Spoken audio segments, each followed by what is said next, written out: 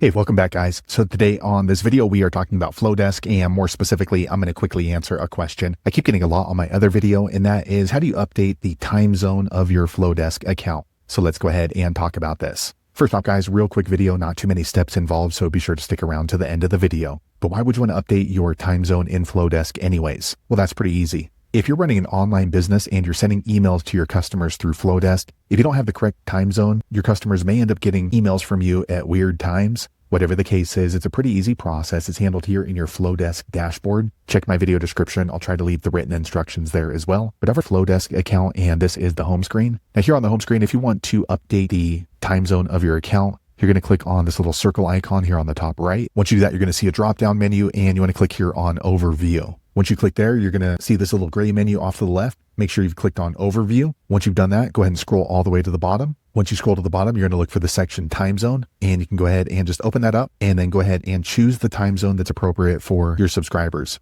So for me, I'm going to go ahead and choose Atlantic. All right, you don't need to save it. It automatically saves. As you can see right here, your time zone has been changed. So there you have it, guys. If you're wondering how to update or change the time zone in your Flodesk account, that's the easiest way I know how to do it. If you know an easier way, be sure to leave a comment below. Let the rest of us know how you did it. Hopefully you found that video useful. If so, click thumbs up, or maybe consider subscribing to my channel, and I hope to see you on the next video. Thanks again for watching.